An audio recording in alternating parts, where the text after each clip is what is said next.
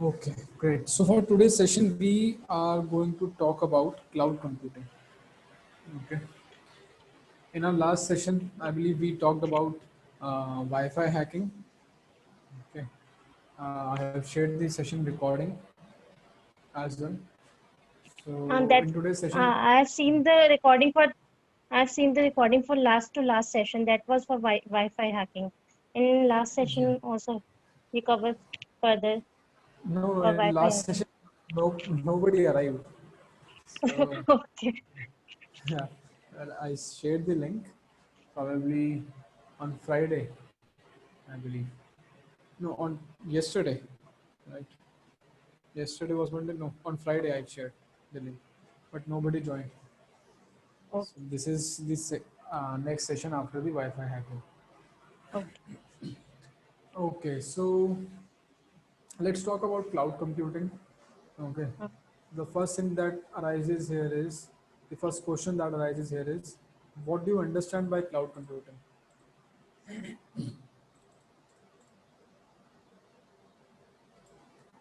So,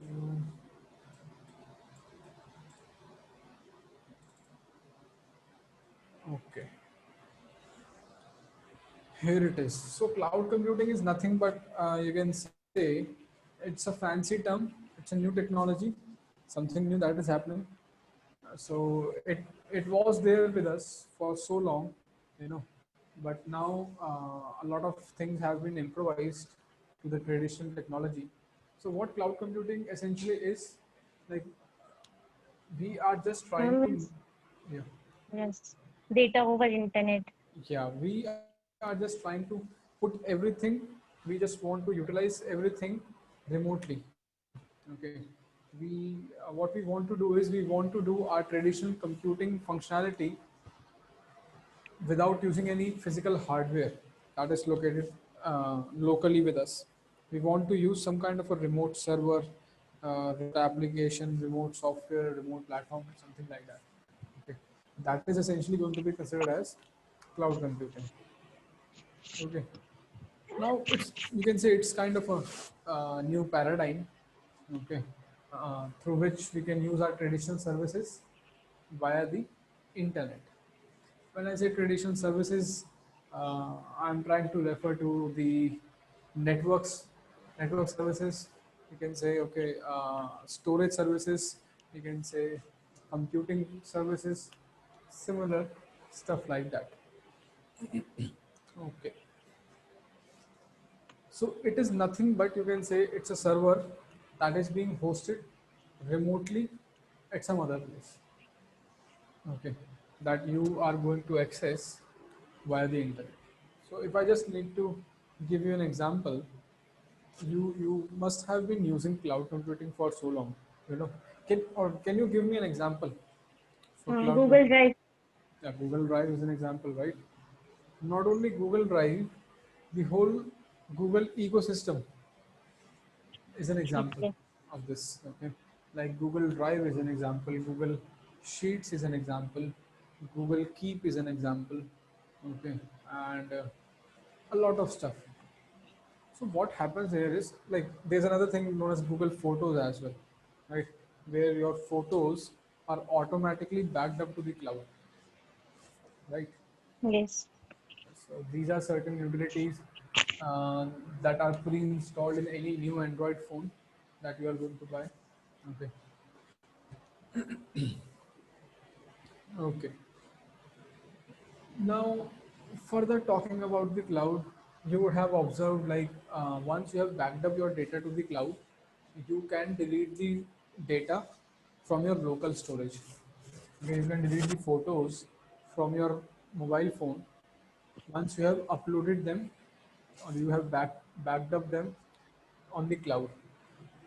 And then at a later point of time, what you can do is you can access those photos from anywhere in the world, right? You just need to log into your account and your photos are going to be there, right? That's how your Google Drive, Google Photos, Google stuff works, right?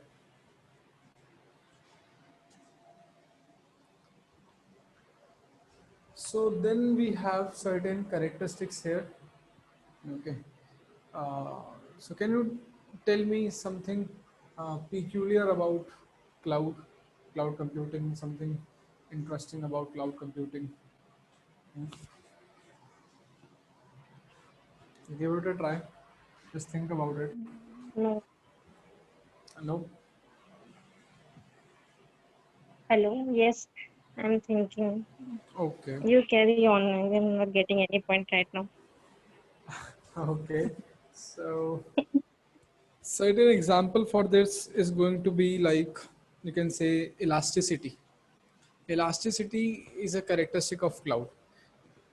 Okay, when I say elasticity, elasticity basically means the ability to scale up and to scale down with passage of time. Okay, that is elasticity. So it's like uh, today, let's say by default you have 15 GB of storage available in the cloud, right? Tomorrow your 15 GB is exhausted, like you have completely utilized all 15 GB. Now you want to have more storage in the cloud. What are you going to do? Go out and buy a new phone? Hmm? That is not the appropriate solution, No. right? What you can do is, No. if the requirement arises, you can just pay a very nominal fees to the Google and you can just extend your storage, right? 15 GB is something that they provide for free.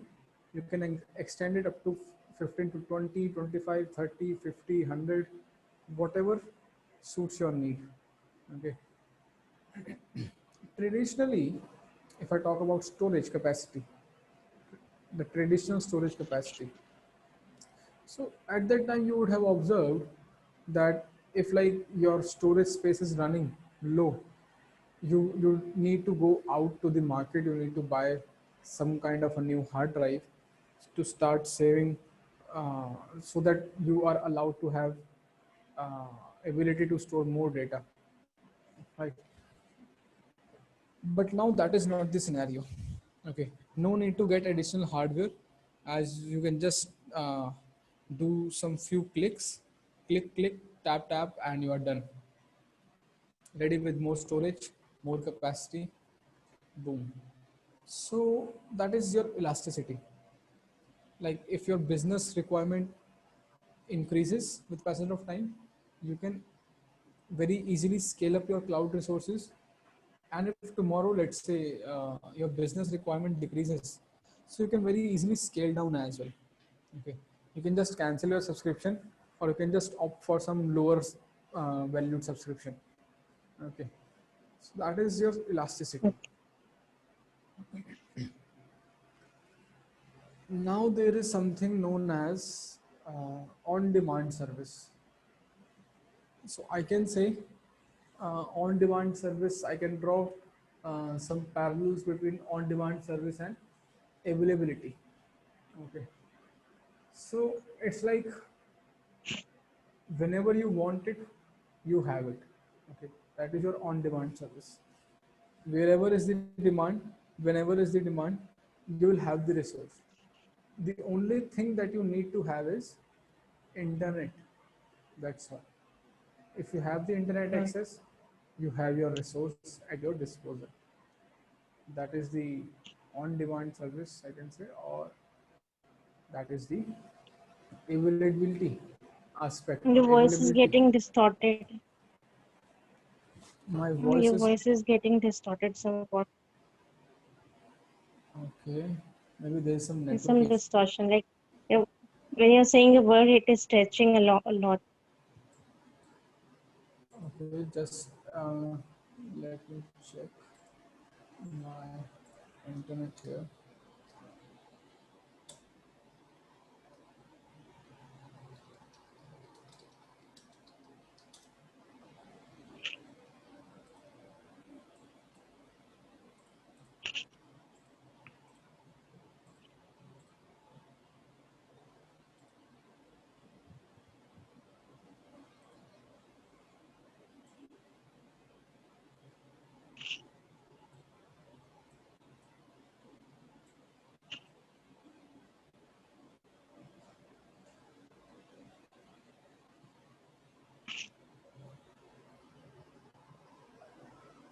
Maybe some network issues in between. I believe now it is going to work fine.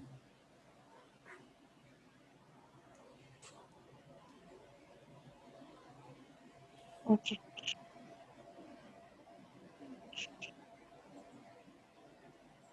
Now it is clear also. Somewhere in between it is getting distorted. Sometimes it's get better. Okay.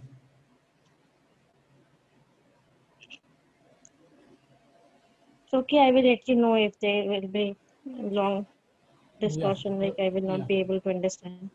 Yeah. If any time you feel that you are not able to follow along, you can let me know. I'll repeat. Okay. So let's get back. Okay.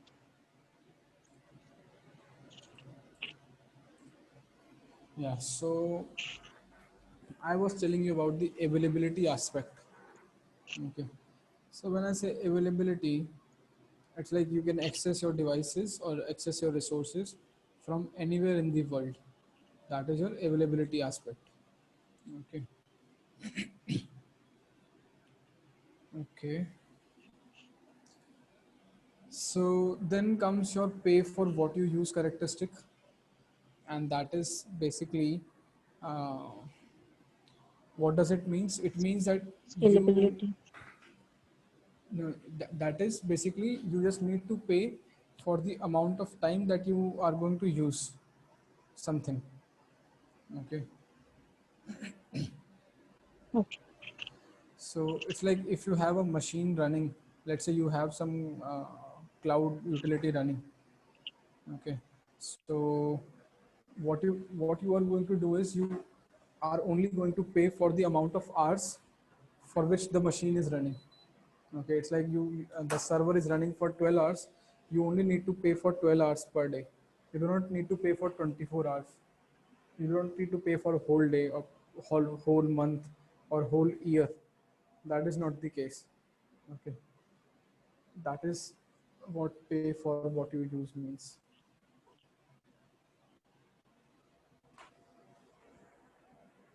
Then we have some cloud computing models here. Okay, so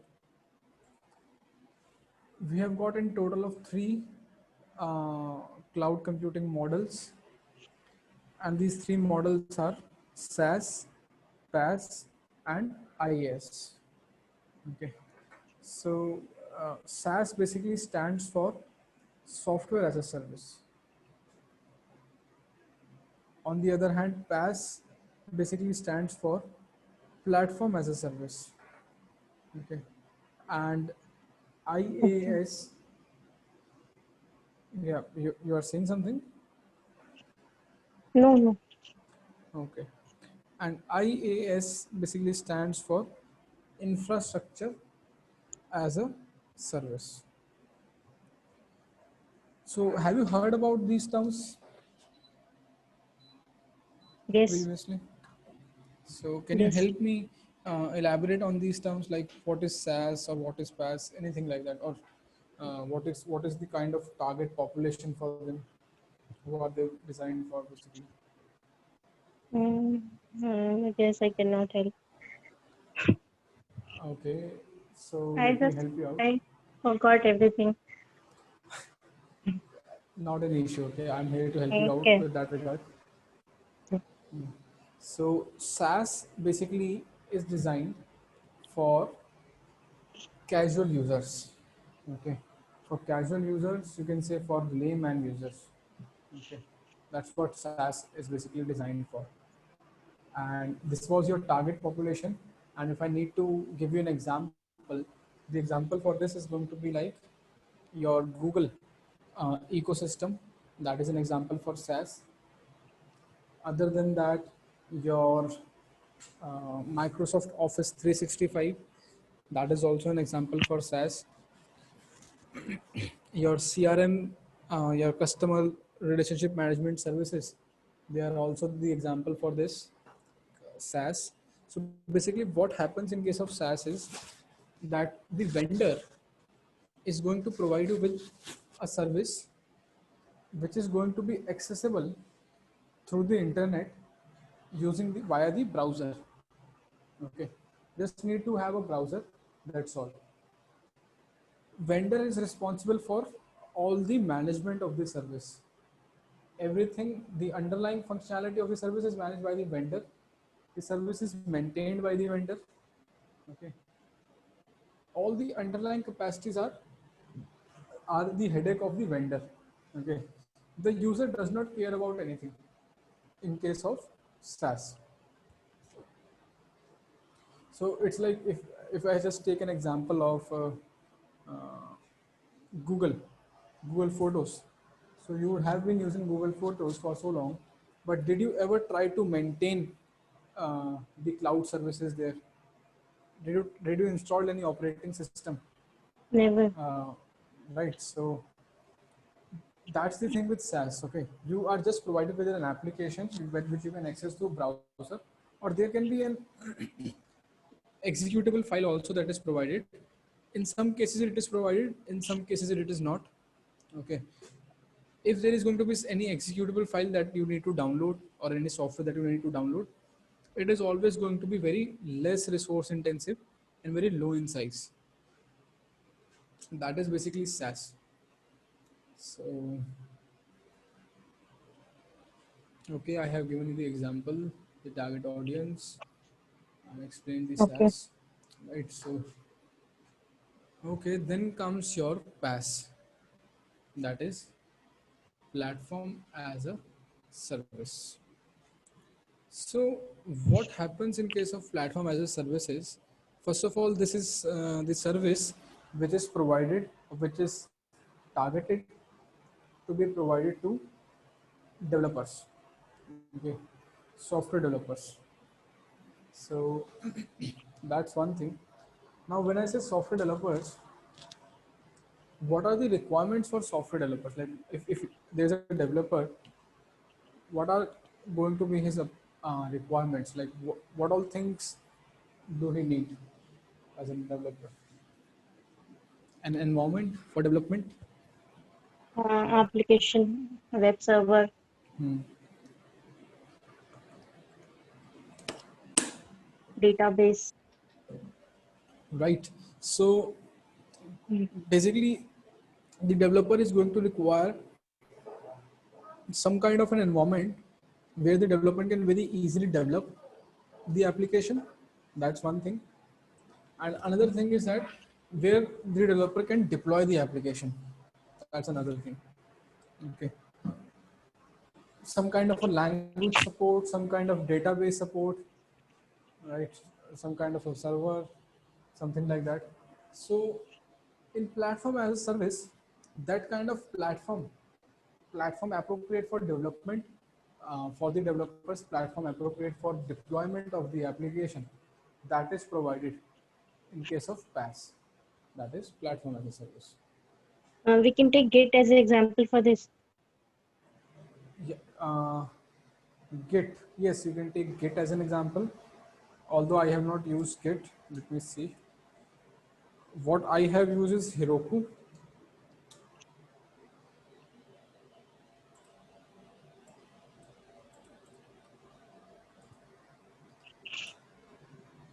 Let me check out Git as well. I don't know if Git provides support to different languages.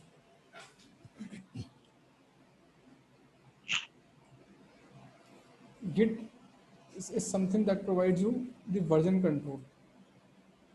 Software development, design,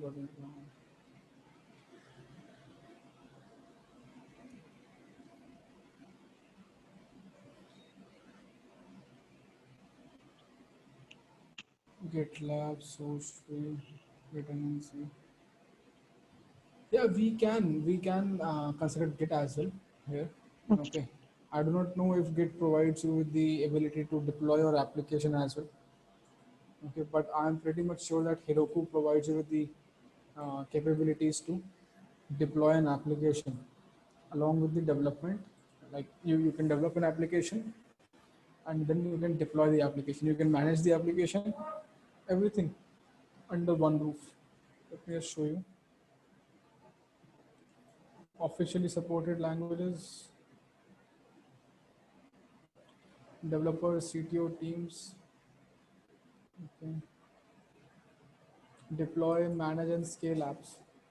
I believe Git is not going to fall under platform as a service, as I don't think that you can deploy applications at Git. Git is majorly used for version control, like you can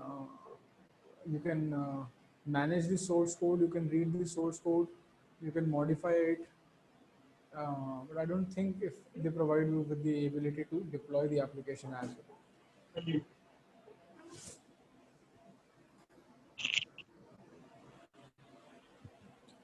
Deploy, manage, and scale.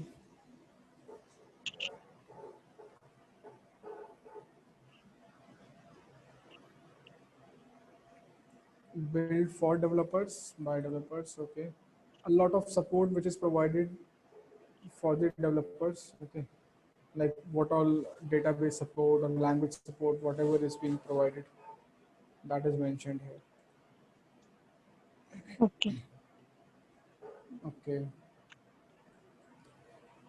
let's get back. So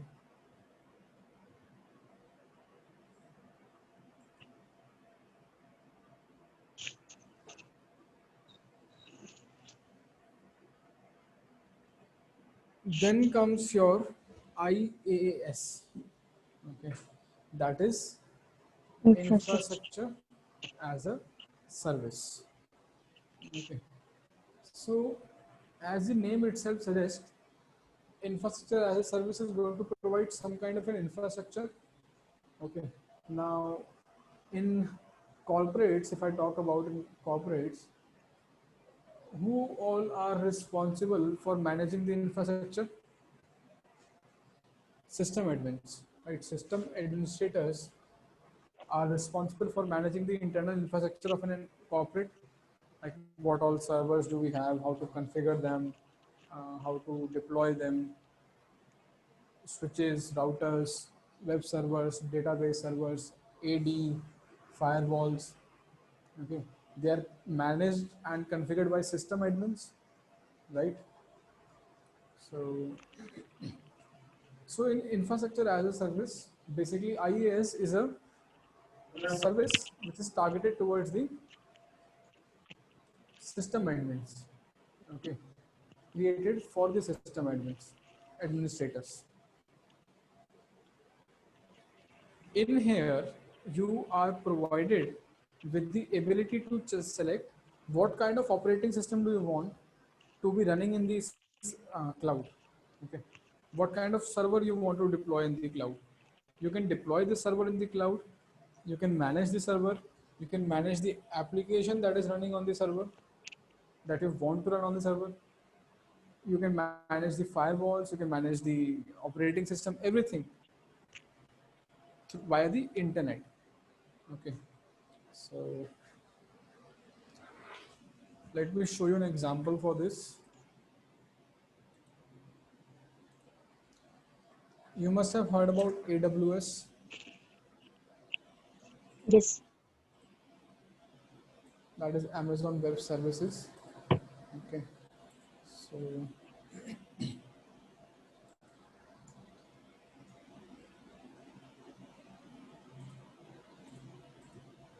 AWS is like nowadays cloud giant, you can say. Okay, trying to dominate the cloud market. Okay, so there are a lot of services provided by it. Let me just, you can create an account here. I already have an account, so I'll log in.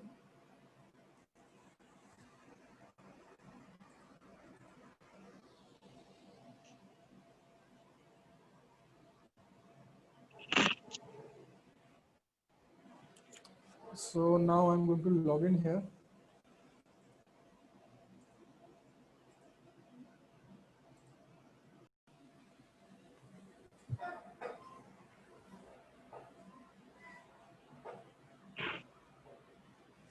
So I've successfully logged into my AWS account. Let me just show you what all different types of services are provided by AWS. You can see here whole variety of services. Hmm. So blockchain, compute, storage, IoT, business analytics, GRC, IAMs, everything, DBMS, a lot of stuff. Out of this, I'm going to select EC2, as EC2 is an example for IaaS, infra as a service. EC2 is going to provide me with the capability to launch a server in the cloud. What I'm going to show you now is how you can launch your Kali Linux operating system in cloud, okay, and how you can access that machine. So let's see. I clicked on EC2, click on instances.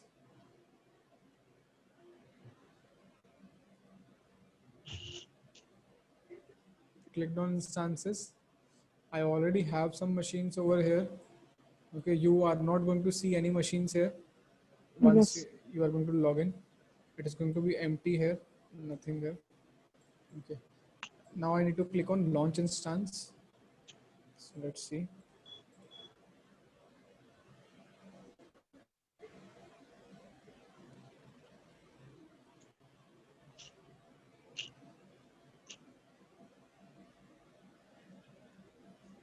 I clicked on launch instance, and here it is basically providing me with the options to select my desired OS or server that I want to deploy. Okay, so I can select any Ubuntu or any Red Hat, ASUS, Windows server, an operating system, whatever I want. Okay, but for now I'm going to search for Kali Linux.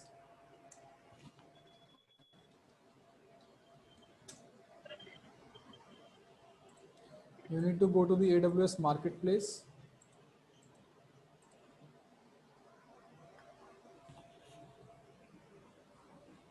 Going to the AWS marketplace, here I am provided with this option for Kali Linux. Okay, let me just click on select.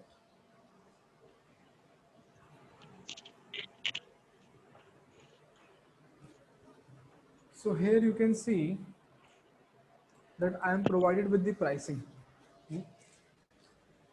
So currently I am on the free tier only. Okay, so I do not need to worry about the pricing. But in case if I want to select any premium subscription here, so you can see the pricing is mentioned in the per hour basis format, right? That is your Right. that is your pay as you go service, pay as you go characteristic. Okay, these instance type are related to size. Yes, I'll show you. So as of now, there are no details about these instance type, right? Like what is going to be provided to you in nano, micro, small, medium, large. What is this, right? So let me just click on next or continue. And on this screen, let it load. So on this screen, you can see that I am provided with this option to look into the specifications of these instances. So these instances basically tells me like how much RAM is going to be allotted, how much storage, how much CPU is going to be provided to me, right? So the higher the RAM, higher CPU, higher storage, more it is going to cost. Okay. Okay. So you can see here, I am currently in free tier, so I can only select this one. This is available in free. One CPU, 1 GB of RAM, and 8 GB of storage. Let me just go down, and you can see if you are a medium corporate organization, there are something there are these hardware capabilities can be uh, met for an for any medium uh, sized corporate, right? 96 CPUs, 384 GB of RAM, 900 like 4 TBs of SSDs. Okay, if I go ahead, going all the way to the bottom, you can see here a lot more in computational power. So it's like if I want to scale up, sky is the limit. Huh? Mm. 96 CPU, 768, and this is about a single server. Okay, these are the specification for a single server. If I want to deploy a server, I can get this thing here. That is i3en.metal instance type. Okay, definitely it is going to cost me some money. Okay, but I can deploy a very high-end server there in the cloud. Okay, so let's get back to the top.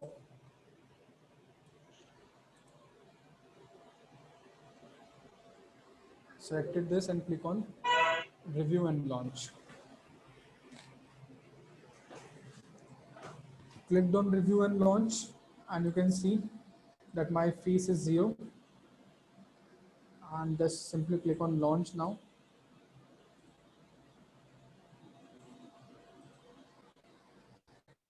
So I already have a key, so I'm going to choose an existing key pair. If you do not have one, you need to click on this, create a new key pair, name the file, and click on download key pair. I already have this thing downloaded. Let me show you where it is. It is in downloads, and here you can see that I have my key. Okay. So now what I'm going to do is just click on cancel.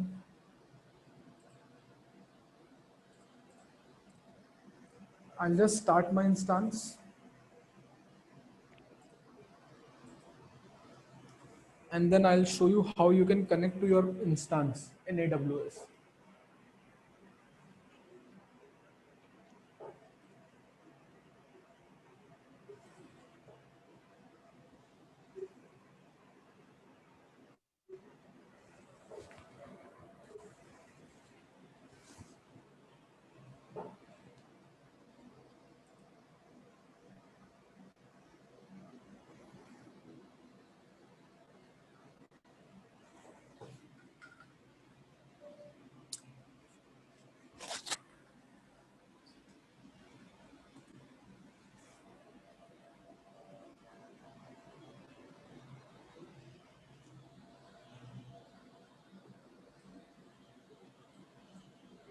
So here you can see that my instance state is showing running, right?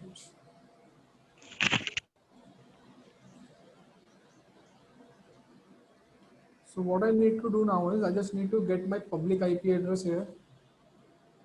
You can see my public IP address here, and just copy this IP address from here. Go to my terminal. Let's go here.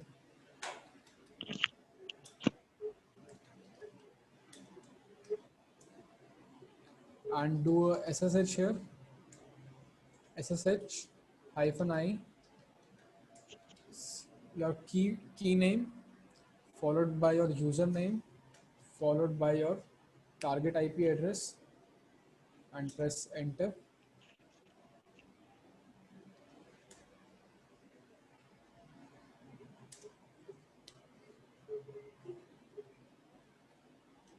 Who am I? I am Kali. So here you can see that I have successfully logged into my cloud instance. I have successfully gained access to my cloud system here. Okay, I have successfully SSH'd into it, and now I can remotely manage it, remotely control it. Okay, Okay. so, and also a public IP address has been assigned to my machine. As you can see here, This is a public IP address that is assigned. So this is how you can deploy an instance in cloud, access it, and do whatever you want to do. And the best part is that if you want to deploy an instance, or if you want to use Kali Linux or any machine without putting a lot of load on your host machine, like on your laptop or on your workstation, during that time these things, these cloud services comes in handy. Okay, so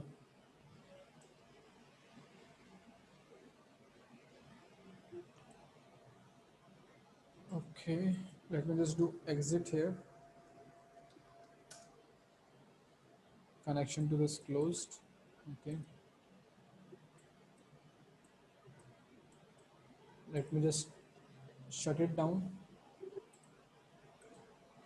So I'm not going to leave this thing running, because if I'm going to leave this thing running, I need to pay for the hours that this server is going to running.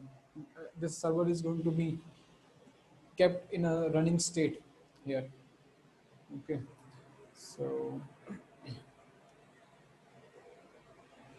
let's just stop this thing.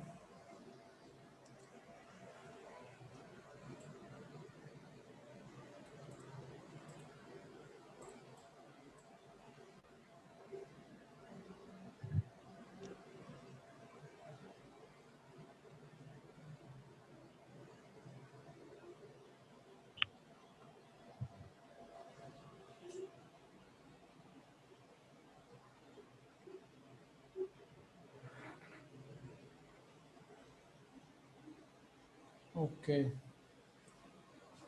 done. Yeah, so any doubt so far? If Anything that is but not clear? if doubt is not there, I want to know in what scenario we will use, like we are using Kali Linux and creating instance on AWS. Like what is the purpose of that? Yeah, I'm not get means we will get that storage and for whatever scale we will buy that, or for yeah. Why, uh, like the purpose that is not clear. purpose. Like why will I Uh, do this? yes. So I am going personally, if I'm talking about an individual with an individual point of view, I'm going to do this thing because let's say my physical hardware does not support, does not allows me to run multiple virtual machines, does not allow me to run a Kali Linux. I am facing some performance issues. Like I only have an i3 processor or an i5 processor, and I only have 8 GB of RAM. So what I'm going to do is I want to use Kali. I'm going to deploy the Kali in the cloud and use it there. So my physical resources are not going to be exhausted in that case scenario. That's one thing, It is just right? like scaling about in cloud, or by like physically we can Right. also scale up. Uh, Yeah, you can physically scale up as well, but you know that if I want to physically scale up, one option is get a new laptop. Second option is just upgrade my existing laptop. If I'm going to upgrade my laptop from i5 to i7, that is going to cost me around about 40 to 50,000 for a processor upgrade. Okay, and similarly for the SSD, hard drive upgrades or RAM upgrades or motherboard upgrades, something like that. Okay, and there can be chances like where I am not able to upgrade my laptop. Okay, there are laptops like Mac, MacBooks. You cannot upgrade them. You cannot just open and just cannot modify things in there. Okay, so there can be some physical limitation as well with respect to upgrading. So yeah, that's why I'm using as an individual. And if I talk about corporate, so in case of corporate, let's say you started up a business. So instead of buying a lot of servers, instead of investing a lot of money in the servers, physical servers, what you can do is you can just deploy everything in the cloud. Maybe after 1 year, maybe after 2 years, maybe after 3 years, you are not able to generate sufficient revenue. Maybe you are not able to continue with the business. So at that time, your hardware cost is going to be minimized. Like the wastage is going to be minimized. Okay, you Mm, will incur less loss, I would say. So yes. that's another thing. So that's why, see, nowadays uh, corporates are shifting their existing infrastructure to cloud as well. Okay, and that's why there are like a lot of job opportunities for AWS or cloud based experts that is out there. There are specialized certification in AWS as well, like AWS specialist, AWS security, AWS DevOps, a lot of certifications. You can look into them. Okay. And if you Okay. want to move towards the system admin role, so they are going to help you out these certifications. Okay. Yes. So I hope I have answered your query. Yes, yes. Okay. Thank you. Okay, great. Okay, Savita. So that would be all for today's session. Have a great day ahead. Okay. Okay. Take care and we'll meet tomorrow. Bye bye. Okay. Tomorrow, what will we be learning?